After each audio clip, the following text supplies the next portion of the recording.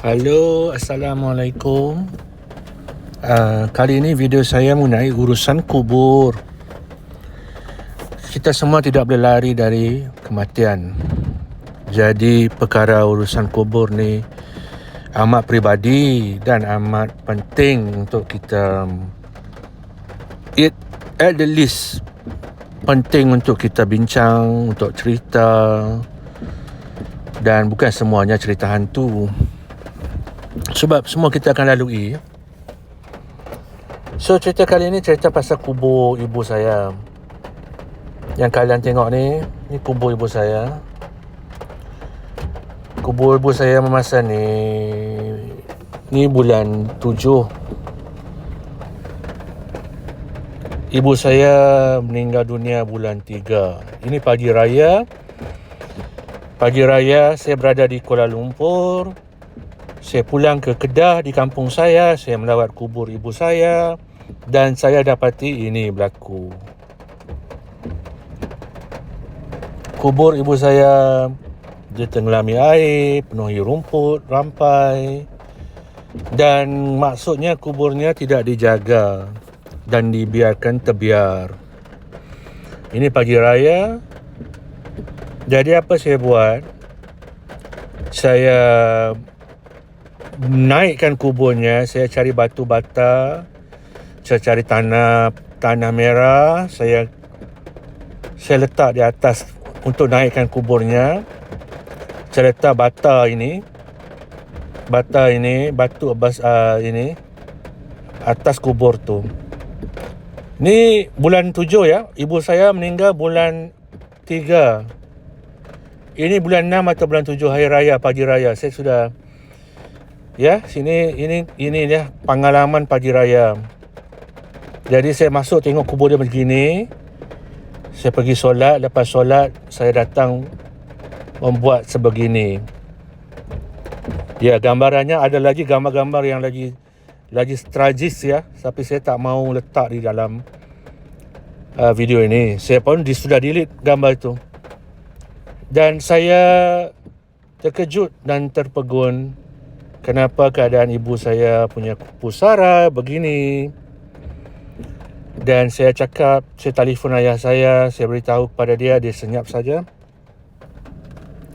Dia senyap, tidak berkata apa-apa.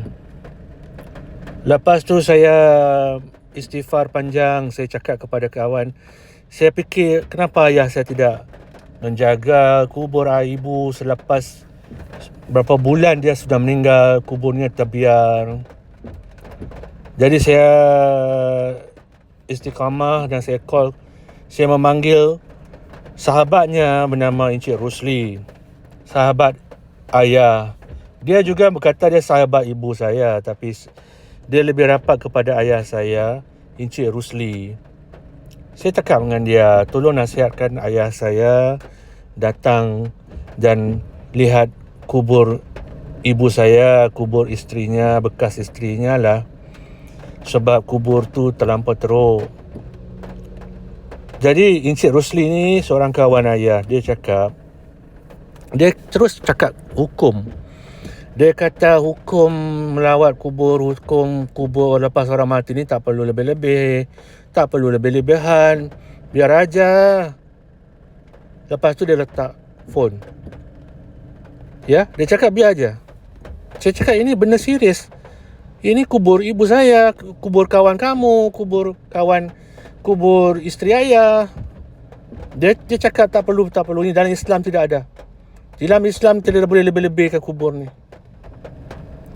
Inilah saya cerita ni. Topiknya berkenaan hari kubur. Hari ini kubur tempat kita semua akan pergi. Dan selepas kita pergi, yang akan uruskannya sama ada anak-anak kita, suami atau isteri kita. Jadi si ibu saya dalam kes ni tidak ada lagi. Jadi harapan dia untuk kita lah, untuk saya, untuk ayah saya, untuk sahabat-sahabatnya, keluarganya, untuk peringatinya. Jadi ada hukumnya. Kita kita bukan menyembah kubur. Kita memuliakan peringatan kita kepada ibu dan menjaga ibu kita. Ini ibu, dan saya rasa kawan Encik Rusli tu yang bernasihat kepada ayah saya, memberi nasihat yang sebegitu, dan sepatutnya salah ya saya. Ini kubur ibu kita, kubur isterinya, dia terbiar. Jadi video saya berkenaan inilah, berkenaan kubur. Tapi saya mau cerita proses yang saya sendiri lakukan. Selepas hari raya pertama itu, saya tunggu hari raya ketiga untuk kedai-kedai hardware dibuka. Dan hardware ni dibuka sebab mereka non-Muslim, bukan Islam, mereka Chinese, Buddhist. So dia menjual barang-barang yang saya perlukan. Sebab dalam diri saya, selepas ayah saya tidak bercakap apa-apa, kawan dia pun nasihat, biarkan saja kubur bapa kamu, kubur ibu kamu. Dia nasihat ayah saya, jangan pergi saja, jangan layan kubur-kubur ni. Itu nasihat dia. Jadi saya terfikir, okey, ni selepas 6 bulan, selepas saya balik daripada Kuala Lumpur, bukanlah 6 bulan, lepas 3 bulan, 4 bulan. Saya balik daripada pekerjaan saya di negeri Kuala Lumpur, kembali ke Kedah. Saya terkejut tengok tengok gambar kubur mak saya ni. Saya fikir, okey, sejak tak ada orang yang pedulikan, saya mau buat sendiri. Jadi saya angkat beli ni semua, saya beli. Ini saya beli batu sungai putih, dan ini saya drive sendiri ke kubur ibu saya yang hanya kurang daripada 1 kilometer dari rumah. Dan tujuan saya rekod ni, masa saya buat kerja ni, saya memang marah. Saya memang marah kepada mereka, kepada ayah saya dan kawannya, sahabatnya yang juga sahabat ibu saya juga mengakuinya, kerana mereka membiarkan kubur ibu saya begini. Jadi saya pergi sendiri, pergi beli barang, drive ke kubur. Sebab tu saya rekod. Saya ambil wheelbarrow ni dari tanah kuburan dan saya isinya. Saya buat rekod ni senang. Saya isinya dengan batu bata daripada kereta saya, kereta arwah ibu, batu putihnya. Saya bawa ke tempat pusara ibu tadi yang saya tunjuk. Saya angkat balik bata-bata yang saya pinjam tu, dan saya susun batu bata seliling tanah kubur ibu sebegini ya. Sebab masa kini saya pun bukan kaya. Bapa saya tidak memberi duit langsung untuk membuat kubur yang ini. Jadi saya pun dalam keadaan marah dan saya mau buat juga. Jadi saya beli apa yang saya mampu. Jadi saya aturkan batu bata ni. Terus terang ya, batu bata ni ada pun, walaupun kita letak di sini ya, orang masih mencuri. Itu yang sedihnya, orang Melayu, orang Islam masih mencuri batu bata ini. Astaghfirullahalazim. Akhirnya saya proses, saya letak batu putih di atas kubur ibu, batu-batu sungai itu yang putih. Saya nampak berserinya, nampaknya ada sedikit. Seperti katakan, saya bukan menyembah, tapi kita hanya memberikannya satu penghormatan sebab dia ibu. Saya tidak menyembah ya. Okey. Lepas tu jiran saya mempunyai pokok bunga melur. Jadi dia memberi saya.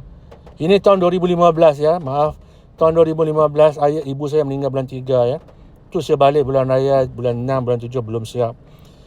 Jadi ini videonya saya recap balik apa yang berlaku. Jadi saya ambil daun ni daripada jiran saya, dia izinkan ambil bunga melur. Saya cakap untuk memperhiasi kubur ibu saya.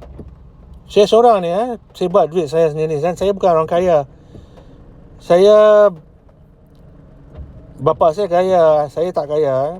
Ibu saya mati, pensiunnya pergi pada ayah saya. Jadi ayah saya tidak mau peduli sebab nasihat kawannya, jangan peduli, kubur ni tidak perlu dikubur. Urusan kubur tak perlu. Bukan hukumnya. Sebegitulah. Itu alasannya. Tapi tengoklah pada gambar awal. Begini. Ini kubur asalnya pusara ibu saya, isterinya. Tapi dia tidak peduli sebab nasihat orang agama. Dan akhirnya saya letakkan daun tu. Pokok dahan-dahan melati ni biar ada tumpur doanya. Dan inilah kan, ini videonya sedikit yang saya rekod macam saya kata, saya record ni untuk memperingati diri saya, dan masa saya buat ni tanpa marah. Selepas ini selesai, saya kembali kepada di Kuala Lumpur. Jadi apa saya buat masa ni, saya tidak fit ya. Maksud saya, badan saya tidak ada fitness, badan saya tidak sihat, dan saya melakukannya sebab rasa marah dan serasa tertekan sebab saya mahu terbaik untuk ibu saya, tapi ini saja yang saya mampu. Sebab ayah saya tidak mahu peduli langsung sebab nasihat kawannya ya. Ni saya balik di Kuala Lumpur dengan stresnya. Selepas 1 bulan 2 bulan saya dapat stroke. Mungkin sebab tekanan, marahan saya, stres saya dapat stroke, dan saya ditempatkan di hospital di Kuala Lumpur. Syukur Alhamdulillah saya dapat sembuh. Lepas tu saya kembali ke Kedah. Saya kembali ke Alostar Kedah, negeri kampung saya tu. Saya jumpa satu orang namanya Abang Dad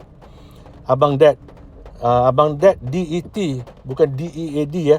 Abang Dad tu lah tolong uruskan kuburnya. Jadi dia mencantikkan kubur ayah saya, kubur arwah mak saya. Inilah hasilnya.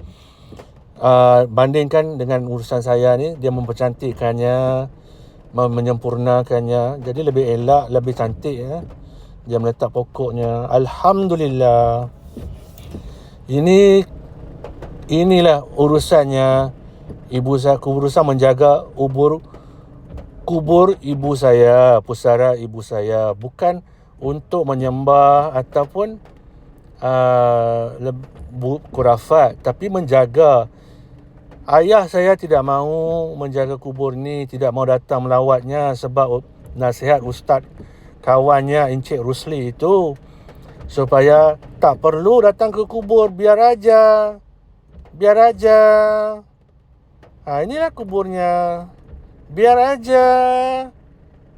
Ni selepas 3 bulan 4 bulan lepas ibu saya meninggal, dibiarkan saja.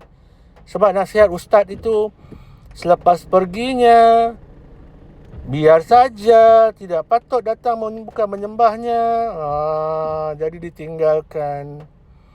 Akhirnya dengan izin Allah, walaupun saya kena stroke, dielokkan kuburnya pusara ibuku. Bukan kita membuat lebih-lebih, tapi menjaga, memberi penghormatan sebagai anak. Dan saya tahu ibu saya amat particular about design, about cantik, dan Abang Dad setuju bantu saya untuk membuat ini.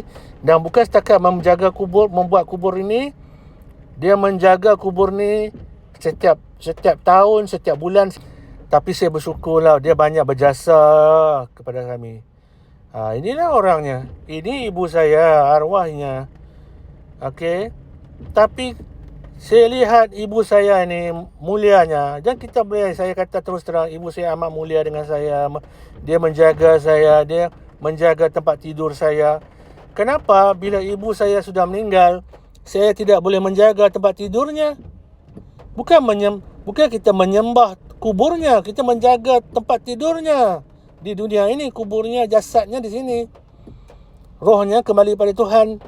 Tapi tempat tidurnya saya jaga, seperti mana dia menjaga tempat tidur saya. Jadi contoh cerita ni, saya mau cakap, ibu saya ni dia menjaga tempat tidur saya. Jadi sebagai anak, kita hanya mahu menjaga tempat tidurnya, dan saya menjaga kuburnya sebab itu adabnya. Memang bukan hukum, tapi apa salahnya. Dan arwah ayah saya tidak pernah datang ke kubur ibu ini sebab nasihat kawan dia Encik Rusli itu menghalangnya dari datang. Tak perlu datang katanya. Sedih kan? Tuan-tuan nak tahu apa ironisnya? Apa yang ironi? Selepas beberapa tahun, ayah saya pun juga meninggal, tapi meninggalnya di luar negara, jauh. Dan kami semua, saya sendiri tidak mampu untuk pergi. Tapi kawannya itu, Encik Rusli tadi, yang berkata Tidak perlu pergi kubur ibu kamu, tidak perlu jaga kuburnya, tidak perlu pergi. Tapi orang itu, Encik Rusli itu, bila bapa saya meninggal, orang pertama yang ajak saya suruh belanja dia pergi ke kubur bapa saya di luar negara adalah dia. Dia adalah orang pertama yang mahu mengajak saya untuk belanja dia ataupun tidak untuk pergi ke luar negara untuk melawat kubur ayah saya. Tuan-tuan dan puan-puan, inilah cakap penipuan agama ya. Mungkin Encik Rusli bermusuh dengan ibu saya. Sanggup dia keluar kata-kata tu dan menggunakan hukum agama untuk menghalang ayah saya dari melawat kubur mak saya. Ayah saya tidak melawat. Masa tu saya tidak ada duit, saya bekerja pun tidak dapat bonus. Ibu saya punya pencen dapat kepada ayah saya separuh dan ayah saya juga berpencen. Tapi pencen ini maknanya lepas pencen dapat kerja dapatnya duit. Tapi duitnya tidak mau belanja untuk ibu saya yang sudah pusara ibu saya dibiarkan sedemikian. Sebab nasihat orang-orang seperti Encik Rusli. Itulah sedihnya. Perkongsian cerita ini untuk memberi pengajaran. Maknanya ada manusia-manusia sebegini. Sebegini ada. Dari kembali kepada hukum. Kita buat ini bukan kita mau menyembah kubur, tapi untuk menjaga kubur ibu kita. Mau melihatnya dengan keadaan elok, tidak terabai. Ini ibu saya. Dan sebab itu jika saya melakukan kesalahan dari segi hukum, saya akui saya fasik. Sajalah tuduh saya fasik, saya okey.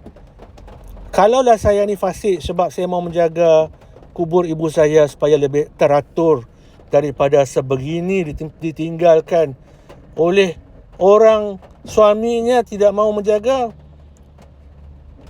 Jadi saya sebagai anak, saya mau menjaga ibu saya, jadi saya mau menjaganya dengan lebih cantik sebegininya. Jadi jika itu salah, saya akui saya seorang fasik. Terima kasih ya tuan-tuan dan puan-puan yang mendengar video ini. Moga ada pengajarannya. Terima kasih.